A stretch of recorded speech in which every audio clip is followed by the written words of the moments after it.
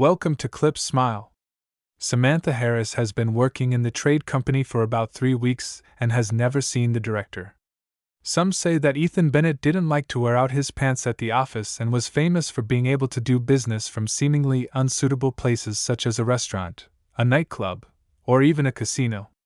That was because Mr. Bennett loved to live his life wildly, which entailed a great number of acquaintances and playing poker or blackjack. Meanwhile, everyone knew that Mr. Bennett was as cunning as a fox and could play out some ingenious combinations. That's why when Samantha Harris was called into the director's office, she immediately noticed her colleagues giving her sympathetic looks. "I wonder why he's asking for me," the woman thought as she took the stairs to the second floor. That was where the director's office was located. His office was insanely big and looked very expensive. Having knocked gently on the door, Samantha pulled the doorknob towards her and stepped inside. "You asked for me, Mr. Bennett?" the woman asked politely. "Yes, Samantha, come in and take a seat," the director answered and gestured to a chair. Then, clasping his hands together, Ethan Bennett coughed and got straight to business. "Having studied your personnel file, I was surprised to learn something very interesting. So, Samantha, I see no point in beating around the bush. The thing is that your file states that you know a few foreign languages, including German, French, and even Chinese. Tell me, is that true?" the director asked, looking Samantha straight in the eyes. "Yes, Mr. Bennett, I do know several languages. When I attended university, I didn't just get an economics degree but also trained to be a translator. Only I couldn't find employment as one, so I got an intern position at your firm instead," Samantha explained with a timid smile. "I think that you've made the right choice when you got a job at our firm. So I want to offer you a job as an interpreter and my personal assistant. You will have less work, and your salary will increase several times. What do you say? Do you want it?" Ethan asked, adjusting his tie. There are no words to explain how excited the naive young woman got over the director's offer. At that time, Samantha felt that she'd hit the jackpot for the first time in years. That is why, having accepted the director's proposal, Samantha's mind immediately went into planning mode, thinking of the bright future ahead of her. "That's good. So, be ready by 7 tonight, and please dress well. The business meeting with the partners will take place at an expensive restaurant, and I'm going to need your help as an interpreter," the director answered, hiding his satisfied smile. "Okay, Mr. Bennett, don't worry. I won't let you down," Samantha hastened to assure her boss. Unfortunately, when thinking about the upcoming evening, the young woman had no clue what plans the director had planned for her future and her career. Meanwhile, Ethan Bennett rubbed his hands and ordered his driver to get the car ready. Spencer Hughes had been working at the company for about a year and had proven to be a responsible employee. However, few people knew that he got his job as the driver thanks to his sister's connections. She was the best friend of the director's wife, Diana Bennett, and Goldie Hughes had been friends since high school and were in the habit of sharing every detail of their lives with each other. That's why Spencer's sister was well aware of his director's doings and knew that his boss often deceived his father-in-law, making shady deals behind his back. However, Goldie never wanted to upset Diana, so she always kept such unpleasant information about her dishonest husband to herself. But Diana Bennett wasn't a naive young woman and had long suspected that her husband was doing some borderline illegal business. However, Ethan Bennett always had a logical explanation to calm his wife down and pull the wool over her eyes. Nevertheless, when her husband called and said that he'd be staying late at work, Diana felt her heart skip a beat. He's probably going to play poker again and will leave a fortune at the casino. Where does he even get so much money for all that gambling? The woman thought. The poor woman could still remember well the times when peace and love ruled in their family. Diana and Ethan met 10 years ago when they were both in their late 30s. The handsome businessman immediately turned the head of the naive young woman, who had just gone through a bad divorce. However, it wasn't Ethan's looks that helped him win over his future wife but rather his elaborate courtship and expensive gifts. Unfortunately, it was only now that Diana realized that she'd been living in lies all those years and that it was her cunning businessman husband who deceived her to get her father's firm as a wedding gift. "Why have you been putting up with him all these years, honey? After all, given your looks, you could easily find a decent man and live a happy life with him," asked Goldie, who really didn't like Ethan's antics. But Diana only lowered her head in embarrassment and guilt and shrugged her shoulders in response. Most probably, the poor woman simply didn't want to break up their family and deprive her 7-year-old son of his father. Thus, Diana preferred not to pay too much attention to all the signs pointing at her husband's gambling problem. Innocent until proven guilty, and getting divorced on suspicion would simply be foolish, Diana justified herself, trying to drive away the disturbing thoughts. Meanwhile, Ethan Bennett was already sitting at the table, waiting for Samantha to show up. Of course, there was no business dinner at all, as it was simply invented by the cunning businessman who decided to use the naive girl and set her up. There were candles, champagne on ice, and all kinds of appetizers, and it was all intended to distract Samantha. Thus, having seen the table, Samantha looked inquiringly at her boss. The woman spent the entire day putting together an outfit for a business meeting, and now felt rather uncomfortable under the director's appraising look. "I'm sorry, Samantha. I was going to call you to tell you that the business partner canceled the meeting at the last moment, but then I thought that it would be a crime to let so much good food go to waste. What do you think?" Ethan asked, looking his employee directly in the eyes. "Sir, I think I'd better go home," Samantha answered, stammering at every word. The woman suddenly realized that whatever her boss was going to suggest would most likely fall outside the lines of the law.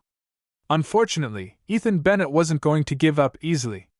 He had his eye set on Samantha for a while and was simply waiting for an opportune moment to use her for his illegal activities. Samantha started getting ready to go home, and Ethan called his personal driver to take the woman wherever she needed to go. "Miss Harris, let me give you a ride home. Trust me, Spencer will quickly take us there, and you'll be back in your living room before you know it," the businessman offered in a calm voice. Samantha looked with uncertainty first at Spencer and then at her boss. Having eventually decided that Mr. Bennett wouldn't discuss anything illegal in front of his driver, Samantha got into the passenger seat of the chief's expensive car.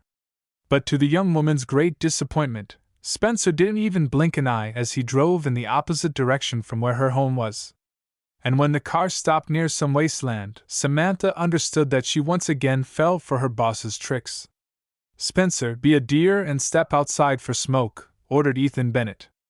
After that, Ethan bluntly laid out the terms of the deal, which would bring huge damage to the company and enrich its director. To make it happen, Ethan Bennett gave the woman a bunch of documents. She was supposed to come up with some plausible pretext and get the company owner, who was also Ethan's father-in-law, to sign them. But it wasn't for nothing that Samantha spent so many years studying economics at the university to accept the terms of such a scam. "I'm sorry, Mr. Bennett, but I don't want any part in this," said the woman and resolutely got out of the car. Needless to say, her response sent Ethan Bennett into a state of uncontrollable rage. "You're fired, Samantha. You can forget the way to my office," the businessman shouted and threw Samantha's purse out onto the road. Then Spencer started the car, and the Ford roared its engine and rushed towards the city. Meanwhile, Samantha wandered off and tried to hitch a ride home, barely managing to hold back her tears. The woman had no doubt that by rejecting her boss's offer, she had destroyed her career, and now she had to figure out what to do next. Of course, she couldn't have even imagined that at that very moment, Spencer had come home and was telling his sister about all that had happened. Sure, the driver wasn't going to tell about his boss's failures, and it was only Goldie Hughes's ingenuity that prompted him to do it. Spencer's story shocked Goldie so much that she decided to immediately share the news with Diana, who still refused to believe in her husband's illegal plans. To do this, Goldie invited her friend for tea and bluntly told her everything her husband had planned. "How could it be, betraying my father for some poker game?" Diana whispered in shock. "I think that after everything Ethan has done, you should seriously consider getting a divorce," Goldie Hughes added cautiously. But Diana was no longer listening to her friend because a desperate plan had already hatched in her head. However, to successfully implement it, the woman would need the help of Spencer and her husband's humiliating ex-employee. But before taking such an important step, Diana wanted to look Ethan in the eyes and ask him about everything that happened. Of course, the businessman initially pretended to be very surprised and denied everything, claiming that she had no real evidence. However, when he heard his wife tell every single detail of his treacherous plan, he realized that there had been a leak of information. I knew that I couldn't trust that spineless Spencer. I'm sure he babbled everything to his gossip sister. Whatever, I'll fire him tomorrow, and without severance pay, Ethan added, clenching his fists. Unfortunately, Diana knew her husband all too well to doubt that he'd go through on this promise. So she called Spencer the next morning and asked him to find Samantha and arrange a meeting with her. However, even though the former driver didn't mind getting involved in this scheme, the former employee wasn't all that excited about it. But when Samantha found out what exactly Diana was planning on doing, she felt even more reluctant to take part in it. Samantha's reaction was caused by the fact that Ethan Bennett's wife actually asked her to report her ex-boss's illegal plans to the police. Moreover, Diana guaranteed her personal safety and a solid cash award for her courage and participation. Do you really think we'd have a chance? After all, Mr. Bennett has extensive connections in court and the city administration. Samantha asked uncertainly. Oh yes, we'll definitely win. The thing is, if we get divorced through the fault of my husband because he committed something illegal, I'll get half of all his financial assets. However, since he spent all his money on gambling, I'll get the company which my dad once gave him. Those are the conditions of our prenup. But for my plan to work, I need your testimony and Spencer's attestation. Diana replied in a tone that wasn't open to objections. Only then did Samantha realize the scope of the plan. Ethan probably couldn't even have suspected that his faithful wife could ever decide to take such drastic measures. However, when the police officers appeared at the businessman's doorstep, he immediately knew what had happened. Ethan's eyes welled up with tears, but that wasn't hardly caused by true repentance.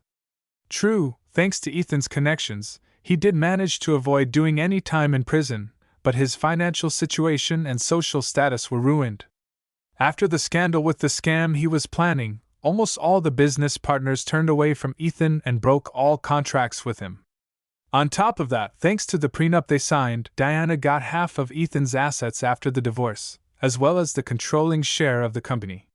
Tired of the endless scheming and all the lies of her husband, Diana took her 7-year-old son, Kevin, and went to sunny California. But before that, the woman fulfilled her promise and paid 5-figure amounts to Samantha and Spencer, who suffered from her husband's indecent behavior, giving them the opportunity to start a new life. Ethan himself, although he did manage to avoid jail time, still ended up with virtually nothing. Thus, Ethan only had one option left: to start a new life in which there would be no financial fraud and abuse of power.